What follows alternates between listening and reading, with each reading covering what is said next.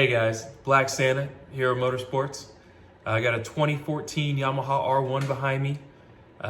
Customer complaint of some rattling noises with the clutch.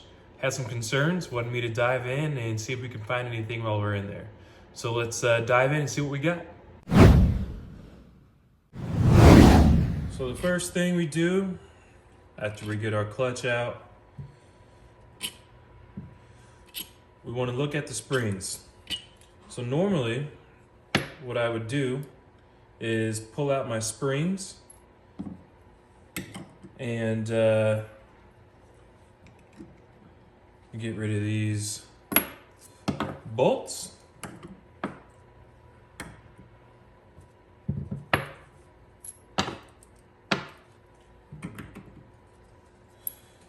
All right, bolts out of the way. What I would do is I look at my springs, and the first thing I want to do is measure their free length. The springs wear out over time, and as they wear out, what they will do is become weaker. They become weaker, they become shorter. So we can measure their strength by their length. I'm not going to go ahead and measure these, and I'll get into that later.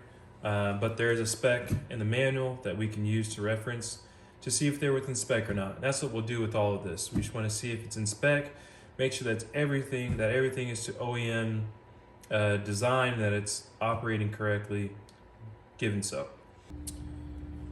With our springs out of the way, we can pull out our flywheel. First thing I like to check is the bearing. Mind you, our customer complaint is grinding and rattling noise. While the clutch is not pulled in. So we'll check our bearings. This one seems fine. We also want to check the surface, make sure that it is smooth, no grooves. This one looks good. From there, we want to check the straightness of our surface. I have a straight edge that I use. I'll line it up, and in the middle, I'll put a feeler gauge and see precisely if there is any unevenness to this flywheel. And there may be some. There's a specification for the out of round, so to speak, or the lack of smoothness for this surface. I believe it's within 15 thousandths. I can double check the manual, but that's generally rule of thumb. The amount of tolerance for a surface like this. With our flywheel out of the way, we can dive in.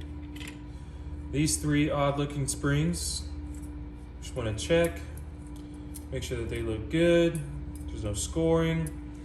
What these do is help out with a slipper clutch operation. On some drag bikes, you'll see these welded. They can be the cause of clutch slipping, and for guys that do drag racing, they're not worried about the slipper clutch portion of it.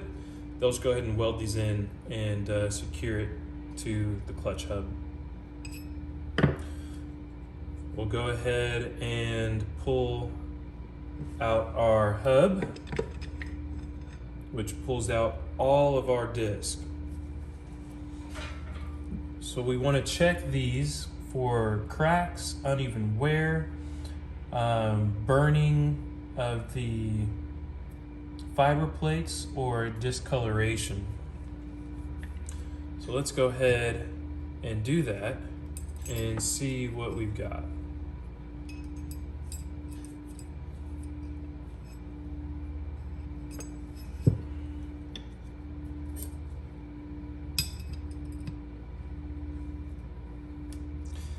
And again, we want to measure all of these.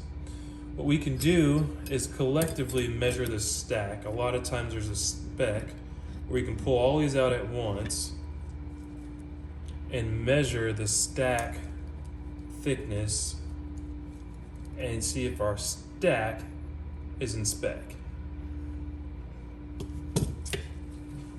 And again, our customer is complaining about some grinding and rattling noises. So we'll check each of these to see if either of these can be our cause. Sometimes we have broken friction plates. And so far, so good. Our friction plates look good. Nothing burned, no scoring. We'll check all of our steel plates to see if they're warped at all. A lot of times we'll see strong discoloration as a sign of warping. We haven't seen any yet. Clutch plates are nice and oiled. The friction plates are. That's what we want to see.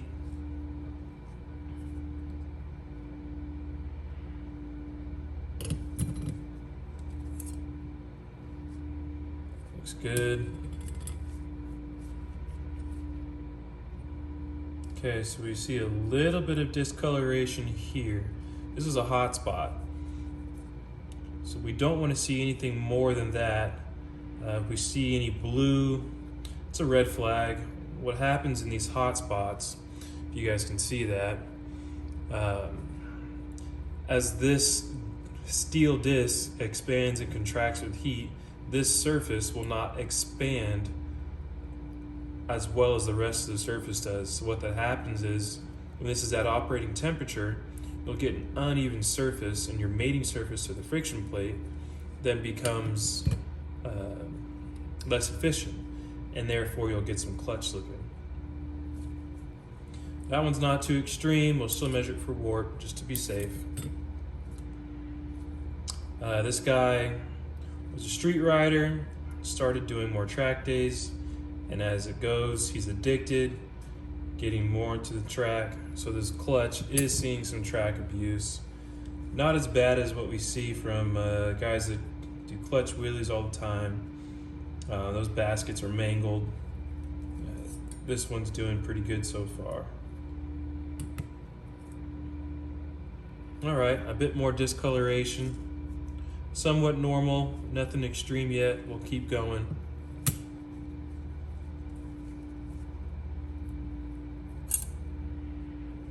Okay, so we are starting to see some abnormal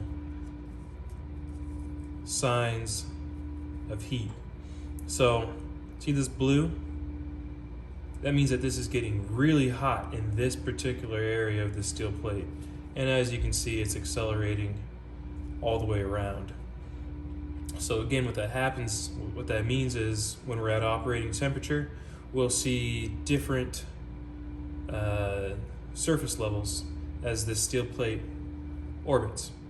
And then again, what that means is that this friction plate behind it is not going to be able to mate fully to this surface. All right, so this is what we're looking for. Can you see this darker colored surface around the bottom? So what that means is that the cork material that is on these plates is burned.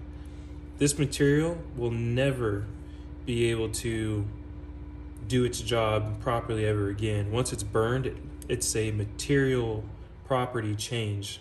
It is no longer the material that it was previously. It's similar to having a piece of wood, putting it in a fire, and pulling it out. It is no longer that same piece of wood.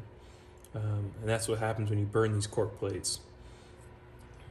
And if we look here on this side of the plate, we can see very much so where that very bright blue, you can see some purples in there. This steel plate, it is not mating as it should to this surface. And that's going to cause slipping. So we want to get this out of there, get it replaced. This is normal. Again, there's a spring in the base of the hub. And what that does is it helps out with freeing up the clutch plates from the flywheel when the clutch is pulled in. That way there's no grabbing or jerkiness. When you go and from neutral to shift into a gear, you don't get that sensation where it feels like the bike wants to jump right when you shift it into gear. All right, we'll keep going and diving into this clutch.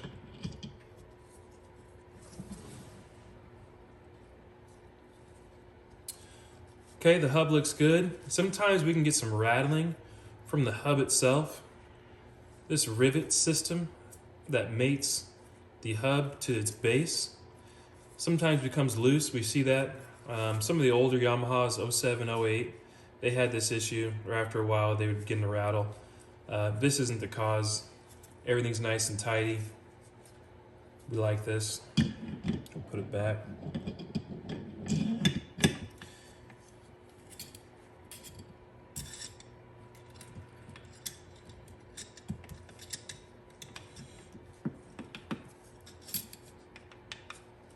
We want to check this surface, make sure it's not grooved, nice and smooth.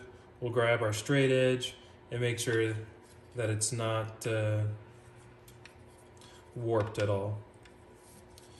So far, everything looks good.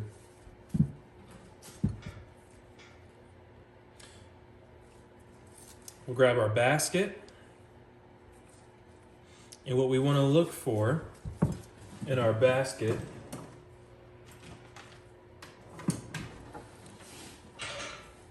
are ridges, and you might be able to see them depending on the angle. There are some very small ones that have formed. This bike has 22,000 miles. Typically, on a bike with 22,000 miles that's ridden hard, we see greater ridges inside of this basket where the friction plates reside, that cause indentation into the surface. And what we want to be able to do is run something that will grab those surfaces and see if anything grabs and snags. If so, what will happen is those friction plates, when we go to separate them, they won't separate. And it's easier to do it with the friction plate in your hand. But when this vehicle is in operation, this friction plate is under an immense amount of force. So you're increasing your grab. You can almost hear it grabbing with force.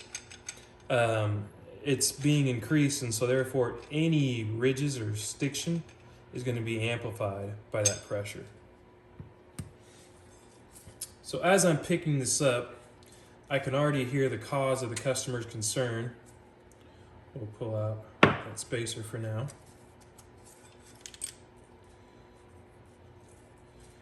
Can you hear that?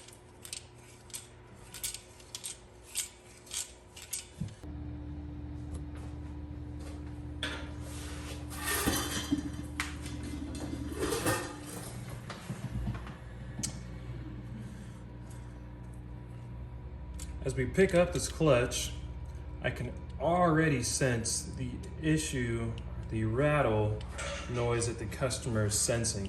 Let me go ahead and try to simulate this for you guys.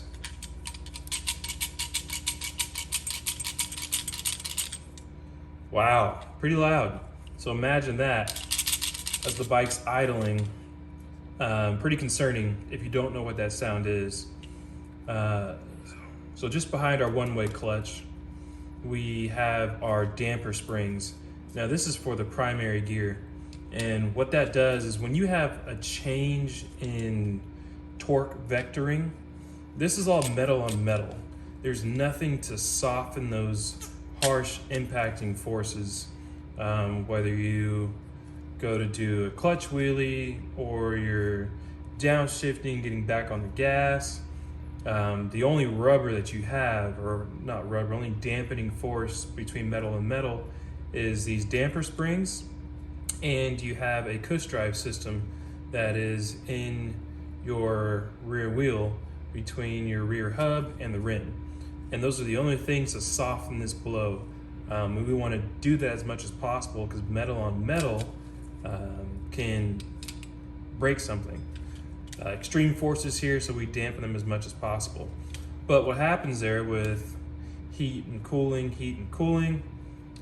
these springs, they begin to shrink, and they still do their job. So that's first and foremost what we want to address. Is not a issue with reliability or performance. We are going to get just as much reliability, just as much performance out of this system as we normally would, but we do get the inconvenience of this rattle. Now we could easily change this by buying a new clutch basket, but who wants to spend 350 bucks to go buy a clutch basket if it's not going to cause them any engine damage? Just an inconvenience again with the bike in neutral. So what we will do on this bike, given that there is burnt friction plates, burnt steel plates, and that this customer is tracking this bike, we'll go ahead and get him a clutch kit. More than likely we'll go with an EBC or an OEM kit with modified springs, or an EBC street race clutch kit, which will come with steels that oil a little bit better, which helps handle heat better, the better oiling you have, and then stiffer springs. What the stiffer springs will do is prevent any slipping from happening by keeping tighter pressure on those sliding surfaces. And typically we'll go 10 to 15% stiffer. What we could do is even put a spacer inside of the spring between the bolt, just to increase the preload on the spring. But with this customer doing some track racing, or track days even, we want to try to keep the rotating mass, any mass for that matter, but especially rotating mass, as light as possible. So we'll just go ahead and swap these springs to slightly stiffer. It will be a little bit lighter than putting in a spacer and adding to that rotating mass. Well, that's it. Thank you guys for watching. Hope you learned something. Any questions you have, leave them below. Any videos you want to see moving forward, I'm happy to make them. I'm always working on stuff, and just want to continue to educate the bike community, help people work on their own stuff, understand how to do so, and what to do moving forward. All right, well, that's it. Thank you, and we'll see you later.